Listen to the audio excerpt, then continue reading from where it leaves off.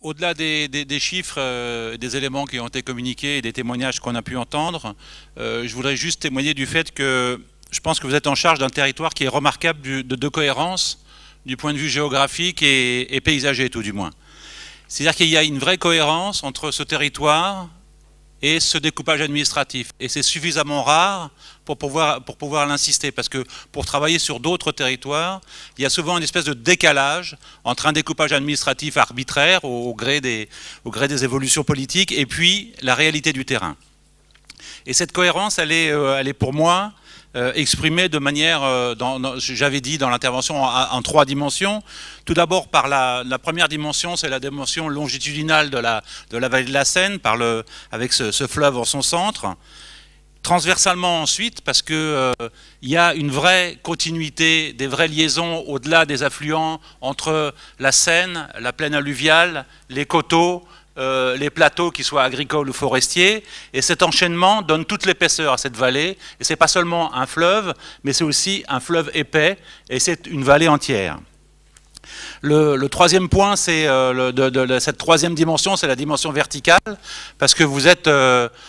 sur un territoire dont le sol ressource est un sol extrêmement important, parce qu'il est d'abord fertile, il est support d'une très grande biodiversité, et il doit faire l'objet d'un soin particulier, parce qu'il est aussi détenteur d'un certain nombre de ressources en eau, notamment, et ce qui lui donne toute sa richesse. Le deuxième point sur lequel, au-delà de cette cohérence, c'est d'insister sur la Seine. C'est effectivement un discours qui revient souvent, mais quand on regarde la manière dont des grandes métropoles comme Toulouse, comme Bordeaux, comme Lyon ont su dans les années passées reconquérir et engagent un vrai travail urbain de reconquête de ces fleuves qui souvent ont été délaissés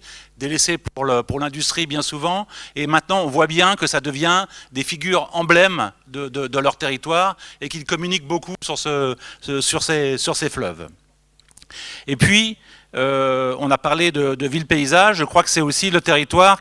sur lequel doit être mis en œuvre, par le biais de votre PADD, d'une nouvelle période de l'urbanisme. Je crois qu'on a fini avec l'urbanisme qui était un urbanisme d'abord de composition, de tracé, puis après on est passé par un urbanisme de programmation et de zonage. Aujourd'hui on passe à autre chose, et votre territoire peut être un vrai support d'un urbanisme qui serait celui de la révélation du territoire et de la manière dont on peut imaginer cette ville-paysage, ou plutôt j'aimerais dire ces villes-paysages, parce que ce qui fait vraiment la qualité de votre territoire, c'est qu'il y a des modes d'habiter, des configurations, que l'on soit sur un bourg qui soit sur le plateau ou au bord d'un affluent, qu'on soit sur une ville-pont ou qu'on soit sur une ville à flanc de coteau, on a autant de situations qui méritent à chaque fois un rapport au paysage très très important, et qu'on essaye de retrouver ce mélange où se côtoient de l'agriculture, de l'économie, de l'industrie, de l'emploi, qui est aussi du cadre de vie pour les gens qui travaillent, à la manière dont on a par exemple réussi ce genre de pari, par exemple au niveau de la Roure, avec un certain nombre de projets où on réconcilie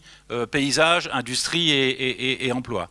Et enfin, pour finir, à ces trois dimensions spatiales, il y a une dimension temporelle, et le PADD dont vous avez la charge, il doit prendre en compte ce temps, et il doit être capable d'insuffler, d'imaginer, notamment, ça a été dit et ça a été évoqué, cette question du bord, cette question du rapport entre l'habitat et l'agriculture, cette espèce de zone de cristallisation qu'il va falloir aborder, qu'il va falloir envisager de manière peut-être nouvelle, avec beaucoup de soin et beaucoup d'imagination. En tout cas, c'est ce qui vous revient de prendre en charge. Je vous remercie.